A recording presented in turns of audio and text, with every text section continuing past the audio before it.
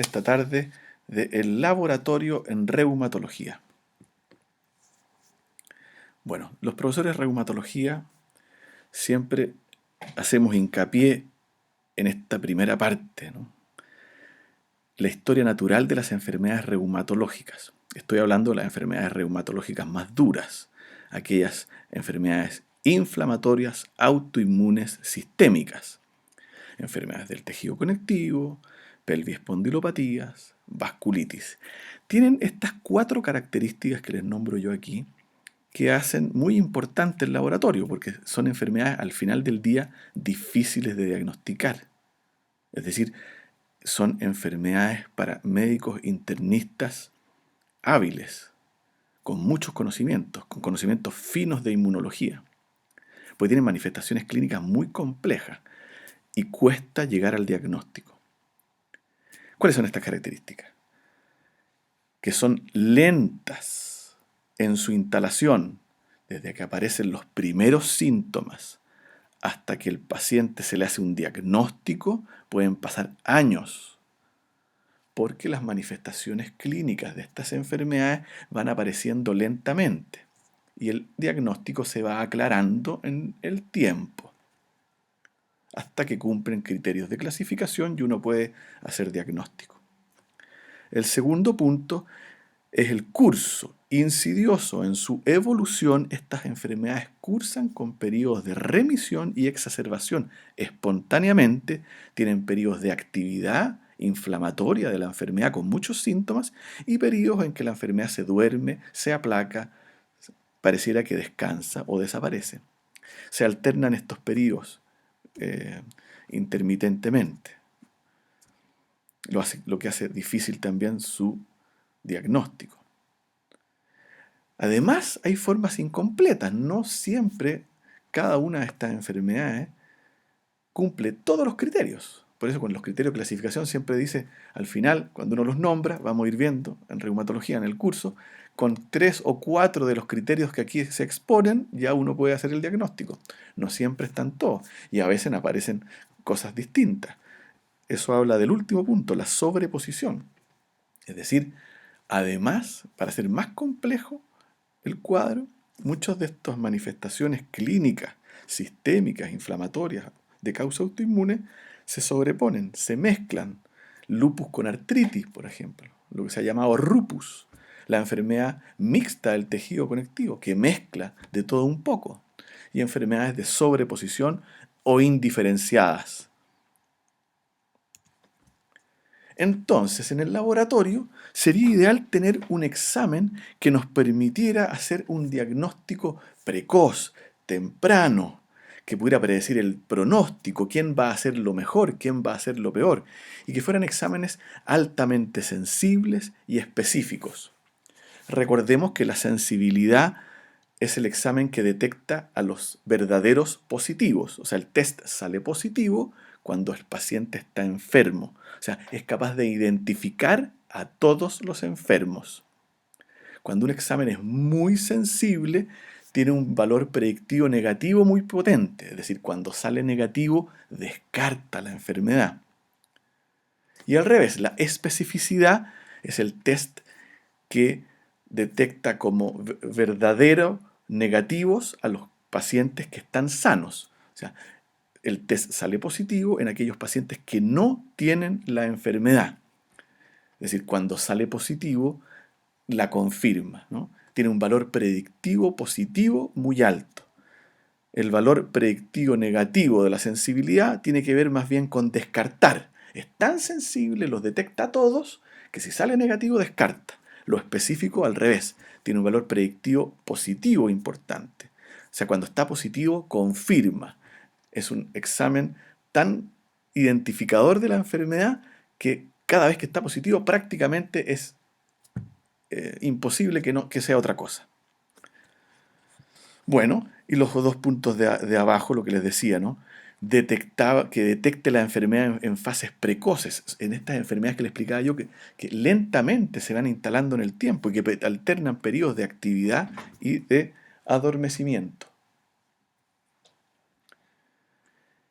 Y por último, la capacidad de predecir pronósticos. ¿cierto? Muchas de estas enfermedades tienen un abanico de presentaciones, un espectro amplio de presentaciones, de enfermedades leves hasta enfermedades graves que pueden poner en riesgo la vida, ¿no? Entonces, contar con un examen que me diga desde el principio, este enfermo tiene un lupus y lo va a hacer mal, o tiene un lupus y lo va a hacer bien, es de gran utilidad. Ese sería nuestro examen ideal. Bueno, ¿y con qué contamos en la práctica, no? Tenemos para la artritis reumatoide dos exámenes fundamentales: el factor reumatoideo y el péptido cíclico citrulinado. Vamos con el factor reumatoideo, que es el más antiguo y más clásico. Es una inmunoglobulina M dirigida contra el fragmento Fc de la inmunoglobulina G humana. Tiene una sensibilidad cercana al 80% y una especificidad de más del 85% cuando, sobre todo en aquellos pacientes en que el factor reumatoideo está a título alto. ¿Ya? Pero bueno, no tienen, pero son sensibilidades y especificidades razonables, pero no espectaculares, ¿por cierto? Vemos que hay un 20% que no se detecta y hay un 15% en que pudiendo estar negativo el paciente está enfermo, ¿no? Ya. ¿Qué podemos decir entonces de este examen? Que no tiene una gran sensibilidad y una gran especificidad. El 5 a 7% de la población general sana puede tener este examen positivo. Fíjense ustedes. Probablemente a título bajo, ¿no? Y sin clínica, pero si uno hace un rastreo en la población general, 5 a 7% aparece positivo. Esto aumenta en los adultos mayores, la positividad puede llegar hasta un 25%. Está positivo en muchas otras enfermedades del tejido conectivo, en casi todos, y en infecciones crónicas, y también en enfermedades hematológicas, neoplásicas. O sea, no es específico, no tiene gran especificidad. No los detecta todos, no tiene gran sensibilidad y es muy inespecífico. Sale positivo en otras pacientes y en población sana. Ahora, mientras más alto el título, ¿cierto? Si tengo un factor reumatoideo positivo en 20 o en 40, probablemente no me diga mucho. Pero ya cuando el título va creciendo, factores reumatoideo título alto, sobre 80, sobre 100, bueno, la especificidad crece mucho y ya tiene un valor diagnóstico más importante y es capaz de predecir pronóstico también. Un factor reumatoideo positivo título alto me habla de una enfermedad más agresiva. Vamos a ir viendo. Aquí en la foto que ustedes tienen a la izquierda está el factor reumatoideo clásico, un pentámero o IgM dirigido contra el fragmento Fc de la inmunoglobulina G humana. Distintas técnicas para medirlo: látex, Waller-Ross, nefelemetría. El más usado actualmente es la técnica de látex, ¿cierto? Y ya les decía, cuando el factor reumatoideo está presente a título alto, predice enfermedad agresiva local, una enfermedad erosiva en la articulación, y compromiso extraarticular, vasculitis, nódulos, enfermedad más grave. Hablamos en el látex que es positivo cuando está sobre 80. La positividad del examen, su valor predictivo positivo, va a depender de la población que se estudie, ¿cierto? Esto es lo que se llama como el índice pretest. Si yo hago el examen como tamizaje a la población general, cosa que no sirve para nada, ¿cierto? En la población general van a ver ustedes que el valor predictivo positivo es de un 10%, porque el 1% de la población tiene AR. Pero si estudiamos los factores reumatoideos positivos en un policlínico de reumatología, donde los enfermos están muy seleccionados y van dirigidos con interconsulta por dolor articular, y donde la positividad para artritis reumatoide puede alcanzar hasta el 15-20%, su valor predictivo positivo cambia a más de un 80%, ¿no? Entonces, dependiendo de la población estudiada, el valor predictivo cambia. Eso tiene que ver entonces con el índice pretest. Y el paciente tiene clínica y el examen está bien pedido, es muy útil. Si hacer el examen a personas o población sana que no tiene ningún síntoma para rastrear la enfermedad como tamizaje, como screening, no sirve. esta diapositiva dice más o menos lo mismo. Ven ustedes que factor reumatoideo a distintos títulos, 15, 50 o más de 100. Miren cómo cambia el diagnóstico. Mira. Positivo sobre 15 hasta el 13% de la población sana. Y esto aumenta con la edad, como decíamos, ¿no? Y la sensibilidad, miren cómo cambia. La sensibilidad. A títulos bajos detectamos a muchos enfermos, una sensibilidad 60, hasta 80 puede ser. Ahora, si el corte lo usamos más arriba, va perdiendo sensibilidad el examen y va ganando especificidad, ¿cierto? Que puede llegar hasta a títulos muy altos, sobre 100, especificidades altísimas, muy buenas, sobre todo en aquellos pacientes que tienen el cuadro clínico sugerente. Pero como les decía, el factor reumatoideo no es específico. Ese es el problema que tiene. No tiene una gran sensibilidad por un lado, pero es bastante inespecífico por otro. Porque está positivo en muchas otras enfermedades. En las otras enfermedades del tejido conectivo habitualmente está positivo también. Y fíjense ustedes que en el síndrome de Sjögren entre el 75 y el 95% de las veces está positivo. En la enfermedad mixta del tejido conectivo hasta el 60%. En la crioglobulinemia mixta, que es una forma de vasculitis, en algunas series hasta el 100%. En lupus, hasta el 50%. En polimiositis y dermatomiositis, 5 a 10%. O sea, es positivo en otras enfermedades del tejido conectivo, en enfermedades sistémicas autoinmunes.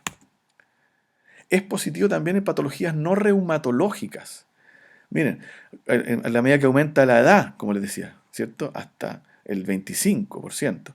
En infecciones crónicas, endocarditis, hepatitis B y C, tuberculosis, sífilis, lepra, distintos porcentajes de positividad. En enfermedades autoinmunes de otra causa, pulmonares como la sarcoidosis, la fibrosis pulmonar, la silicosis, y en enfermedades misceláneas autoinmunes y malignas, cirrosis biliar primaria, neoplasias, también hay distintos porcentajes de positividad. Entonces, en resumen, el factor reumatoideo podríamos decir que tiene un valor predictivo positivo bajo en la población general, ¿cierto? Porque como tamizaje, como screening, no sirve. Como es un examen poco específico, tiene un valor predictivo positivo bajo. No sirve para confirmar, salvo que estemos estudiando población seleccionada en un poli de reumatología, donde los pacientes van bien dirigidos y tienen síntomas, y uno pide el examen porque tiene artritis. Bueno, en fin, ahí ya crece. Pero en población general no es un examen que se use como screening, tiene una baja especificidad y un valor predictivo positivo bajo. Mejora la especificidad y tiene capacidad pronóstica mientras más alto sea el título. Factores reumatoideos a títulos más altos, más especificidad. Y además me predice compromiso extraarticular, vasculitis, nódulos y enfermedad agresiva articular con erosiones y daño estructural. ¿Qué otra cosa positiva tiene? Que es un examen muy barato y está ampliamente disponible en cualquier parte, en cualquier hospital público y en cualquier consultorio. Pasamos al segundo examen de la artritis reumatoideo, los anticuerpos antipéptidos cíclicos citrulinados anti-CCP. Este sí es un anticuerpo, es un autoanticuerpo específico para la artritis reumatoide. Reconoce antígenos que son péptidos que han sido citrulinados. Péptidos como la filagrina, la vimentina y la fibrina. ¿Qué es la citrulinización? La citrulinización es un cambio posttransduccional generado por la deaminación de la arginina, y esto ocurre en tejidos inflamados. Es un test de ELISA que es positivo cuando está sobre 25 unidades. Ahora, entre 25 y 50 hay que tener mucho cuidado y hay que evaluarlo caso a caso y según la clínica del enfermo, igual que en el factor reumatoideo. Sobre 50, en cambio, la especificidad es muy alta. Anticuerpos de aparición temprana, esto es muy interesante, que puede preceder por años al inicio de la enfermedad. Ahora, no es que, con esto no estoy diciendo que le andemos pidiendo CCP a la gente, es un examen caro, ¿no? Pero en un paciente con dolores difusos, a veces difíciles de entender, tener un anticuerpo anti-CCP positivo es muy decidor, porque lo más probable es que vaya avanzando, ¿cierto?, hacia una enfermedad. Por eso, test positivos inesperados pueden estar hablando de una enfermedad latente. Ese enfermo hay que seguirlo de cerca. Por ejemplo, un señor que se hizo el CCP porque su hermana tiene artritis y le salió positivo a él también. Bueno, si él no tiene síntomas, no tiene la artritis, pero hay que seguirlo de cerca porque puede que la desarrolle. Artritis indiferenciada. En aquellas artritis agudas donde todavía uno no tiene causa, no es una artritis reumatoidea, puede ser una artritis viral, una artritis aguda, una artritis infecciosa, una artritis por cristales. Bueno, en el estudio de ese tipo de artritis donde todavía no está definida la causa, que llamamos artritis indiferenciadas o artritis agudas, ¿cierto? El test positivo anti-CCP es muy útil porque rápidamente separa aguas entre los que van a avanzar hacia una artritis reumatoidea hecha y derecha y los que no. Tiene un valor predictivo positivo alto, es un examen específico, de más del 90%. Se correlaciona además, es un test bastante ideal, como hemos visto. Es muy temprano, es muy específico, tiene valor predictivo positivo y es además, se correlaciona con la severidad de la enfermedad como el factor reumatoideo. Los pacientes que tienen CCP positivo hacen una enfermedad más agresiva, con más daño radiológico, con aparición de erosiones en las articulaciones y a títulos más altos, más daño estructural y enfermedad sistémica. O sea, esos pacientes que tienen títulos altos de factor reumatoideo y de CCP, que son doble positivos, y que tienen título alto de los dos, son pacientes que muy probablemente van a ser una enfermedad agresiva. ¿Cuándo pedirlos entonces? En las artritis reumatoideas tempranas o artritis agudas o indiferenciadas, cuando todavía no tenemos diagnóstico. En un paciente que sospechamos artritis reumatoidea fuertemente y le sale un factor reumatoideo negativo. Como decíamos, no tiene tampoco el factor reumatoideo una gran sensibilidad. Entonces, yo sospecho la enfermedad, le hago un factor reumatoideo porque es barato, está disponible, me sale negativo. Bueno, a ese enfermo, idealmente si la sospecha es alta y sigo pensando que es una AR, bueno, a ese paciente está ideal para hacerle un CCP. Y me resuelve la duda diagnóstica. ¿Sirve para seguir al paciente? ¿Sirve para medir actividad de la enfermedad? Al parecer no. Es muy útil para el diagnóstico temprano, predice cómo el paciente lo va a hacer, si va a ser una enfermedad agresiva o no. Es muy específico, pero no tiene que ver con el seguimiento y la actividad. En el lupus eritematoso sistémico y las otras enfermedades del tejido conectivo, estoy hablando de síndrome de Sjögren, esclerodermia, polidermatomiositis, enfermedad mixta del tejido conectivo. ¿Qué otros autoanticuerpos tenemos disponibles para estudiar a estos enfermos? El ANA, o anticuerpo antinuclear, el anti-DNA, los ENA, o antígenos nucleares extractables, el estudio del complemento y el estudio de los marcadores de síndrome antifosfolípido. Les presento entonces a los anticuerpos antinucleares, ¿cierto? Son autoanticuerpos que reconocen antígenos en el núcleo y entonces a través de una inmunofluorescencia indirecta en células HEP2, que son una línea celular de cultivo de carcinoma de laringio de rata. Son células que tienen un núcleo muy grande y por eso son muy útiles en este tipo de exámenes para hacer después una inmunofluorescencia indirecta.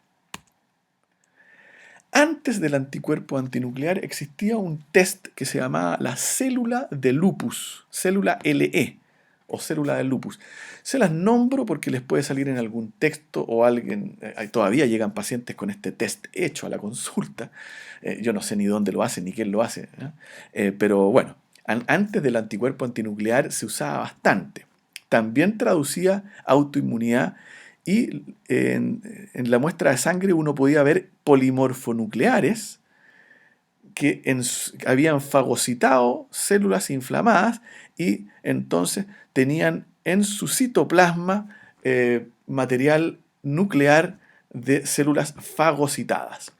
Esa era la célula del lupus. Se usó para el diagnóstico, ya no se usa, no está en ningún criterio de clasificación, pero hay médicos antiguos que siguen pidiéndolo y lugares que lo siguen haciendo, que yo desconozco. Pero sepan que existía esta célula de lupus antes de los anticuerpos antinucleares y era como uno medía la autoinmunidad en estos pacientes.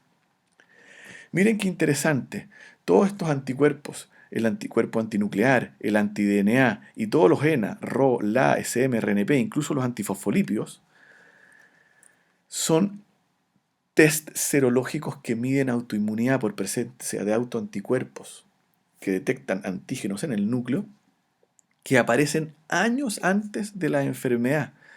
Este estudio del New England del 2016 es muy señero, se cita mucho, como al momento del diagnóstico, si uno revisaba para atrás a estos pacientes en serotecas y en muestras congeladas que tienen en Estados Unidos, por ejemplo, en poblaciones grandes como los reclusos que van a hacer su servicio militar, ¿cierto?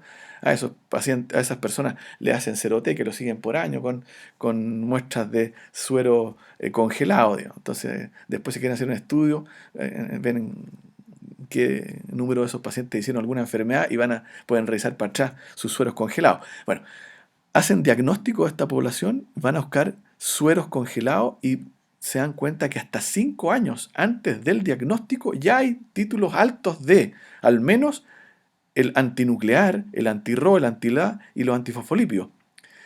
Más tarde aparece el RNP, SM y DNA, pero hasta 5 años antes del diagnóstico. Y si lo medimos por primera manifestación de lupus, hasta 5 años antes también de la primera manifestación. Miren cómo ya hay marcadores de autoinmunidad en estos pacientes. Entonces, útil el anticuerpo antinuclear, precede a la enfermedad, está presente en periodos muy precoces de la enfermedad. El anticuerpo antinuclear, entonces, si volvemos atrás, detecta mediante un test de inmunofluorescencia indirecta y ELISA, aunque lejos el más usado es la inmunofluorescencia indirecta, el IFI, se detectan estos autoanticuerpos contra antígenos del lupus, del núcleo. La inmunofluorescencia es en células HEP2 de carcinoma laríngeo de ratón, como les decía yo, ¿cierto? Y se expresan como títulos positivos y también se expresa un patrón. O sea, la ANA por IFI positivo o negativo, ¿y qué patrón tiene? El patrón de inmunofluorescencia también es muy importante y sugiere antígenos determinados. El test de ELISA nos da un número de corte. La sensibilidad del anticuerpo antinuclear es altísima. Por lo tanto, este test es positivo en los enfermos, en los verdaderos positivos. Por eso este es un test de altísimo valor predictivo negativo, como les decía yo. Porque cuando está negativo, descarta. Es tan sensible, sobre 95, 97, hasta 100 en algunas series, es tan sensible este examen que si a un paciente que yo sospecho lupus le sale el test negativo, yo tengo que dudar del diagnóstico. Me tiembla el piso, me tambalea el piso, se cae un poco el diagnóstico. El ANA tiene que estar positivo en un paciente con lupus porque tiene una sensibilidad altísima.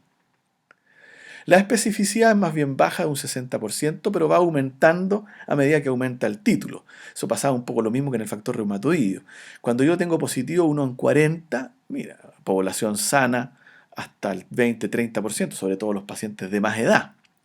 Pero ya cuando sobre 80 cae un 10, en 160 ya la positividad en gente sana es bajísima, en 320 también. O sea, uno dice que de 80 para arriba, de todas maneras uno lo toma en cuenta, y de 160 para arriba probablemente haya algo, ¿no?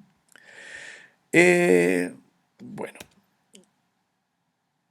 sensibilidad buena, pero especificidad baja, como les decía yo. Es como el factor reumatoideo muy inespecífico. Igual que el factor reumatoideo puede salir positivo en muchas otras enfermedades, reumatológicas y no reumatológicas. Lupus, esclerodermia, Sjögren, artritis reumatoide. Y no reumatológicas, enfermedades autoinmunes como Hashimoto, Graves, hepatitis autoinmune, fibrosis pulmonar. Y lo que les decía, esto es un test que tienen que hacerlo tecnólogos médicos bien entrenados, ¿eh? Porque tienen que saber reconocer la positividad. Si brilla el núcleo, hay anticuerpos antinucleares, la inmunofluorescencia es positiva, pero no solo eso, ¿cierto? Después vienen las diluciones y tiene que seguir registrando hasta qué dilución uno ve positivo el patrón. Ese es el título. A más diluciones que yo siga viendo positividad de la inmunofluorescencia, bueno, quiere decir que hay más anticuerpos dando vuelta. Ese es el título. Pero además el patrón es muy importante. El patrón clásico, uno de los patrones clásicos, los vamos a revisar, es el patrón homogéneo. El núcleo brilla nítido, homogéneo, bien parejito. ¿A qué se asocia este patrón homogéneo? Se asocia a lupus y se asocia a un perfil de antígenos bien preciso que se pueden estudiar después en el perfil ENA, ya lo vamos a ver. Son los antígenos SM y RNP. El patrón moteado, otro clásico. El patrón moteado tiene nucleolo y cromatina negativos. Por eso se adquiere este patrón moteado. Se asocia a síndrome de Sjögren y en el perfil ENA a los antígenos Rho y La.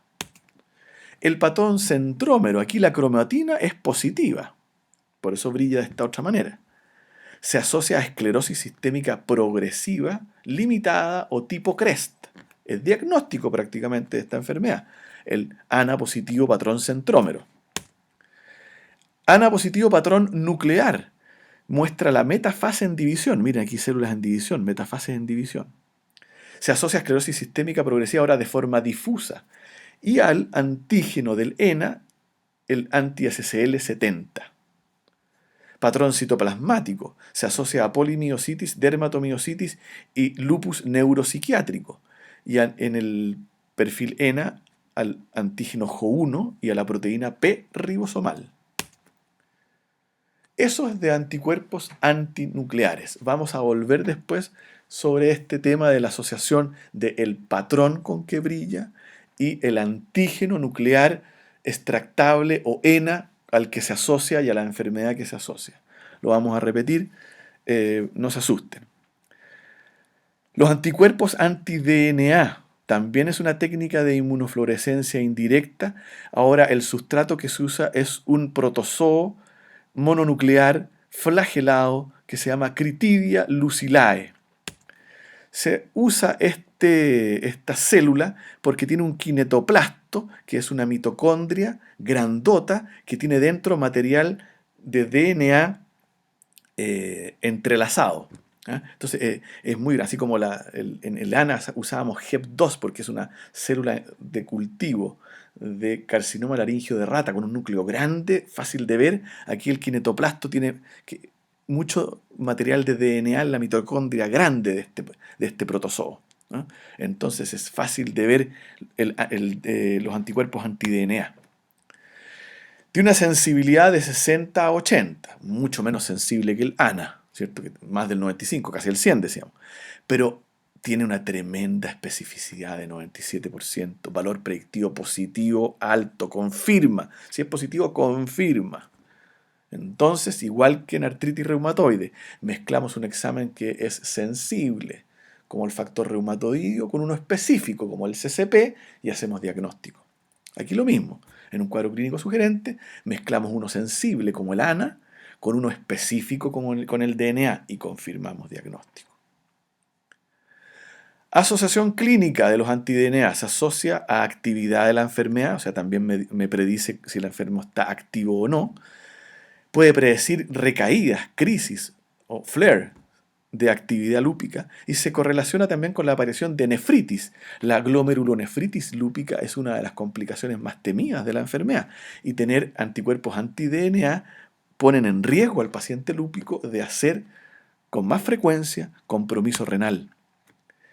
Miren, este es un cuadro clásico que muestra cómo se comporta el título de DNA con los niveles de complemento en la sangre C3 y C4 y el SLEDAI, que es un score que mide actividad clínica, ¿cierto? Entonces, a más actividad clínica en esta coordenada, el DNA va subiendo y el complemento va bajando. O sea, consumo de complemento y caída de niveles de complemento, con ascensos en los niveles de DNA sanguíneo, traducen crisis. Hay un periodo, una ventana acá, ¿cierto?, en que está cayendo el complemento y subiendo el DNA, pero todavía no aparece la clínica. La clínica aparece al final. Pero cuando ya vemos pacientes que cae el complemento y sube el DNA, podemos predecir que esta línea va a ocurrir, que va a venir la pericarditis, la convulsión, la nefritis, la artritis. ¿Me siguen, no? Esto, el ENA, les decía yo. Estos son antígenos nucleares extractables. Este perfil ENA son 6 antígenos, son los que más se usan en clínica. Hay muchos otros, por supuesto, pero estos son los disponibles en clínica en el día a día. ¿Cuáles son estos 6? El anti-RO, anti-LA, anti-SM, anti-RNP, anti-SCL70 y anti-JO1. Son 6 antígenos que se reconocen, que se pueden estudiar dirigidamente y se asocian a distintos patrones de inmunofluorescencia de los anticuerpos antinucleares. ¿Se acuerdan que les dije? Ya. Estos anticuerpos anti-ENA se detectan por técnica de ELISA y tienen asociaciones clínicas. Lo estamos viendo desde el otro punto de vista. Antes lo vimos desde el ANA y el patrón con que brillaba el núcleo. Ahora lo estamos viendo desde el antígeno. RO y LA se asocian sobre todo a Sjögren primario. Síndrome de Sjögren, síndrome de Sjögren. ¿Ya? Eso es lo más importante. RO y LA, acuérdense. Patrón moteado en el ANA, asociación con Sjögren. Y la otra asociación frecuente del RO y el LA, muy importante, es el lupus neonatal. El lupus neonatal es una enfermedad que transmite la madre al feto a través de la placenta, ¿cierto? De la circulación placentaria, pasan autoanticuerpos al RO y el LA y dañan al feto en desarrollo. Y la complicación más temida, el lupus neonatal, es que se dañe el sistema excitoconductor y las guaguas nazcan con un bloqueo AB completo. Eso tienen que saberlo. ROLA, síndrome de Sjögren, bloqueo de completo, lupus neonatal. SM, lupus.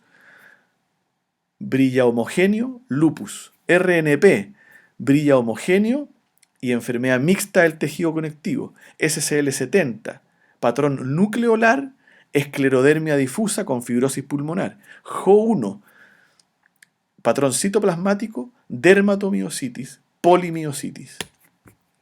Lo que les decía yo, RO y LA en el embarazo súper importante, bloqueo AB completo en el feto. Esto ocurre entre la semana 18 y 24. Es ahí donde hay que estudiar con ecocardios muy seguidos a la madre. El riesgo es bajo, 1, 2, 3% en el primer embarazo. Si ya hubo un niño que tuvo el bloqueo, en el siguiente embarazo la probabilidad sube hasta un 15%. El lupus neonatal, la complicación más temida es el bloqueo, pero pueden haber también RACH, trombocitopenia y otras cosas. El RO y el LA, como les decía, además se asocian a Sjögren y a compromiso cutáneo de manifestaciones cutáneas de lupus. El SM se asocia a lupus, es más frecuente en afroamericanos. Se asocia a compromiso renal y al sistema nervioso central. El RNP se asocia a lupus y a enfermedad mixta del tejido conectivo. ¿Ya? Protege del riñón. El RNP hace menos enfermedad renal. SCL70, esclerodermia sistémica difusa. Sobre todo aquellos pacientes que hacen compromiso pulmonar tienen SCL70 positivo. JO1, poli y dermatomiositis, sobre todo compromiso pulmonar y síndromes antisintetasa. Proteína P ribosomal, lupus neuropsiquiátrico. Patrón centrómero, CREST, hipertensión pulmonar. Asociaciones frecuentes. Entonces, un anticuerpo antinuclear positivo, ¿cierto?, sobre el valor de corte, en general, como les decía yo, 1 en 40 puede ser hasta el 20-30% de la población sana, sobre todo en pacientes de edad. En 80, de todas maneras, localmente uno establece el valor de corte. Si es negativo, como los anticuerpos antinucleares son tan sensibles, decíamos, lupus o enfermedad mixta se hace improbable. Si es positivo, hay que seguir estudiando, porque es un test, el ANA es un test sensible, pero no específico. Entonces puede salir positivo, bueno, pero ¿qué? ¿Frente a qué estoy? ¿Un lupus u otro enfermedad del tejido conectivo? Ya. Entonces a esos tenemos que estudiarlos más. Hemograma, VHS, PCR, buscando otras manifestaciones de lupus, por ejemplo, ¿cierto? Anemia, trombocitopenia, leucopenia, en fin. Estudio el DNA para confirmar el lupus, un examen altamente específico con valor predictivo positivo altísimo, ¿cierto? Y los ENA, ROLA, SM, RNP, en fin, todos los 6 que ya dijimos, y el complemento que ayuda mucho porque también la hipocomplementemia es muy lúpica. No me detuve en esta clase en complemento, lamentablemente, pero eso da para otra clase también. Pero el sistema, en lupus hay mucho consumo de complementos, o sea, en todos los criterios diagnósticos y clasificación para lupus, la hipocomplementemia, el consumo de C3, C4 es un examen muy útil y disponible que se puede hacer. La serología antifosfolípido, también esta enfermedad del tejido conectivo, incluido el síndrome antifosfolípido, tienen serologías muy conocidas.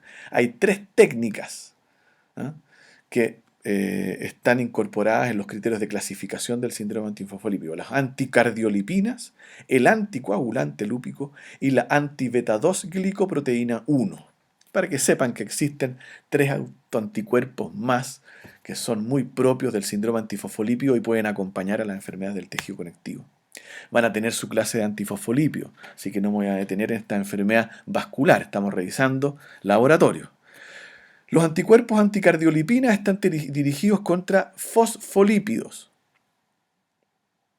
Participan en la cascada de la coagulación, están presentes sobre la membrana de las plaquetas, en membrana de células endoteliales. Son dirigidos contra proteínas plasmáticas que unen fosfolípidos como la glicoproteína, la beta-2 glicoproteína 1 y la anexina. Y otro anticuerpo más nuevo, la anti-beta-2 glicoproteína 1, puede estar presente incluso en ausencia de anticardiolipina y anticoagulante lúpico. Y siempre se pide esta tercera técnica cuando la sospecha es alta y los otros test me salen negativos. Y en vasculitis, ¿cierto? Aquí saltamos completamente a otro grupo de enfermedades sistémicas, inflamatorias, autoinmunes, pero son de otro grupo, ¿cierto? Revisamos recién las enfermedades del tejido conectivo. En las enfermedades del tejido conectivo tenemos una amplia gama de autoanticuerpos para estudiar. Tenemos en artritis reumatoidea, FR y CCP, en lupus y otras enfermedades del tejido conectivo, ANA, DNA, complemento, ENA. Y en antifosfolípidos las 3 técnicas que repasamos. En vasculitis sistémicas, en cambio, la ayuda de los test serológicas es mínima. Solo tenemos un test, que es el ANCA, anticuerpos anticitoplasma de neutrófilos, ANCA. Son las vasculitis sistémicas mucho menos ricas en autoanticuerpos. Si nos vamos a tener solo en este autoanticuerpo para las enfermedades agrupadas en las vasculitis, van a tener su clase de vasculitis también, yo mismo se las voy a hacer, son 1 o 2 clases, yo creo que voy a hacer una clase y después revisamos casos clínicos, pero quédense tranquilos, ahora vamos a ver solo el estudio, el laboratorio. Los ANCA.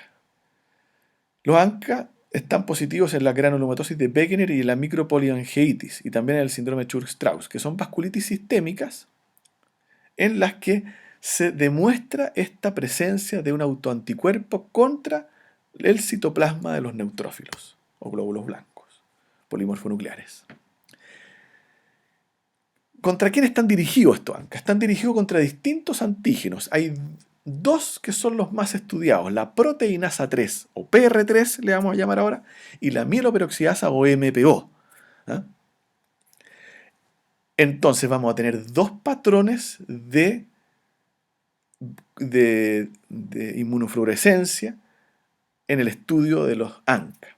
Un patrón P-ANCA, que es una distribución perinuclear de los neutrófilos y está asociado al MPO o mieloperoxidasa, y un C-ANCA o patrón citoplasmático asociado a PR3 o proteinasa 3. Hay otros atípicos que no nos vamos a detener. Ahí está el C-ANCA o patrón citoplasmático. Brilla todo el citoplasma, se respeta el núcleo polimorfo nuclear. Este es un patrón ANCA-C por IFI clásico en una vasculitis. Y este es el P, perinuclear. Brilla toda la región perinuclear. Se considera necesario obtener un resultado positivo mediante IFI para confirmarlo por ELISA. O sea, los ANCA se pueden estudiar por 2 técnicas, eso es lo que les quiero decir aquí. Uno, la inmunofluorescencia, que ya les dije, puede ser C-ANCA o citoplasmático, reconoce al antígeno proteinasa 3, y P-ANCA o perinuclear, que reconoce al antígeno mieloperoxidasa. Ya. ¿Cómo confirmo? ¿Cómo sé si está dirigido contra algunos de esos antígenos? Se puede pedir una ELISA para confirmar. Entonces, uno puede pedir ANCA por IFI y por ELISA. Esto aumenta el valor predictivo positivo, porque tenemos pacientes que tienen IFI negativa y ELISAs positivos, a títulos bajos, por ejemplo. Entonces, a veces es útil pedir las 2 técnicas al mismo tiempo, ANCA por IFI y una ELISA. Entonces, lo que les decía yo, el PR3 se asocia, o PR3, que es la ANCA C, se asocia a Wegener. En cambio, el ANCA P, dirigido contra la mieloperoxidasa, se asocia a micropoleangeitis. C-ANCA, Wegener. P-ANCA, micropoleangeitis. Y la ELISA, cuando hago el test de ELISA, para seguir la actividad de la enfermedad, cuando tengo dudas diagnósticas, quiero confirmarlo, una inmunodeficiencia más una ELISA mejora mi valor predictivo positivo. Pero el ELISA además me permite seguir en el tiempo a estos enfermos. Como el ELISA me da un corte, ¿eh? Si un paciente lo empiezo a tratar y empieza a mejorar de los síntomas, también puedo ver cómo el ELISA se va negativizando. Y por último, una palabrita para el líquido sinovial. Pues cómo no vamos a hablar del líquido sinovial en la clase de exámenes. Hemos hablado casi de pura serología inmunológica, ¿no? Ni siquiera hablamos tampoco de exámenes generales. Eso los vamos a ir tocando en cada una de las patologías en particular. El líquido sinovial probablemente también lo van a ver muy bien cuando estudien monoartritis o cuando estudien artritis por cristales. En la clase creo que la hace el doctor Espinosa. Pero es parte del estudio reumatológico el obtener una muestra de líquido sinovial a través de una artrocentesis o punción de una articulación. Cuando ésta está inflamada, yo demuestro artritis, tengo artritis y hay un derrame articular. Bueno, yo puedo pincharlo, estudiar ese líquido y me da mucha información. ¿Qué información le pido? Características físicas, cómo se ve, color, turbidez, viscosidad. Puedo estudiar cristales, puedo hacer recuento celular y puedo hacer también test de Gram, cultivos, estudio de cristales, bueno, ya les dije. El recuento celular de leucocitos nos permite, es clave en el estudio, es probablemente lo más importante porque todos los líquidos sinoviales están categorizados según el recuento celular que tengan, ¿no? Es el recuento celular el que permite diferenciar los tipos de líquidos, sobre todo en aquellos que son inflamatorios de los que no son inflamatorios. Un líquido normal debiera tener menos de 200 leucocitos polimorfonucleares.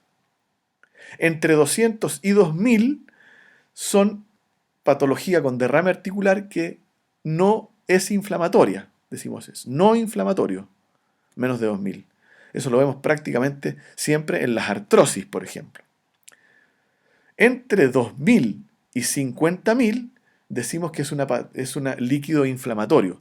Y aquí es donde entran casi todo el grupo de las artritis reumatoidea, enfermedad de tejido conectivo, espondiloartritis, artritis por cristales, vasculitis y otras. Sobre 50.000 ya hablamos de infección o artritis séptica. Es verdad que las artritis por cristales pueden dar líquidos muy inflamatorios de más de 50.000, pero con sobre 50.000 polimorfonucleares en el recuento celular del líquido, estamos frente a una artritis séptica hasta que se demuestre lo contrario. Eso del recuento, ya lo vamos a revisar, lo vamos a ver de nuevo, pero acuérdense, bajo 200, entre 200 y 2000, entre 2000 y 50.000, sobre 50.000. Normal, no inflamatorio, inflamatorio, séptico. Ahí están los cortes. Eso hay que manejarlo como una regla de oro. Ahora, el estudio de cristales. No me voy a detener aquí, en la clase de gota lo van a ver muy bien, pero este líquido, el sinovial, uno lo estudia en un microscopio de luz polarizada con un compensador propio para la luz polarizada y vamos a tener distintas birrefringencias positivas y negativas cuando hay presencia de cristales o artritis por cristales. El urato monosódico brilla amarillo en el eje del compensador. Los cristales de pirofosfato de calcio, que es la pseudogota, que es la otra artritis por cristal frecuente, brilla azul en el eje del compensador cuando vemos birrefringencia en laboratorio de cristales. Y lo otro, que la forma del cristal es muy decidor. El urato monosódico es afilado, ¿cierto? Lo que se llama el signo de la aceituna, ¿cierto? El polimorfo nuclear atravesado por una de estas agujas, urato monosódico o gota, ¿cierto? Ahí ven ustedes cómo se ve brillando unos cristales de urato monosódico en una gota. Aquí el compensador está en este sentido, pues ya dijimos, birrefringencia negativa del urato monosódico brilla amarillo en el eje del compensador. O sea, aquí el compensador de la lupa para birrefringencia está en este sentido. Entonces todo lo que está paralelo aquí brilla amarillo, todo lo que está perpendicular brilla azul. Y es largo y afilado. Y el pirofosfato calcio es intracelular, es más romboideo y brilla azul en el eje del compensador. Aquí. Aquí, ¿ven? Son más romboidales, se ven distintos. Bueno, eso es la clase de laboratorio. Bueno, espero que les haya servido. La clase la tienen ustedes, repásenla. Ya nos vamos a juntar en el taller. En el taller vamos a ver casos clínicos, sobre todo de serología, porque el líquido y otras cosas los vamos a ver también en artritis gotosa y en otras partes. Pero la serología es lo que más me importa, que aprendan a saber usar el ANA, el factor reumatoide, el DNA, esas cosas. Así que ahí nos vamos a ir juntando, pues, ¿eh?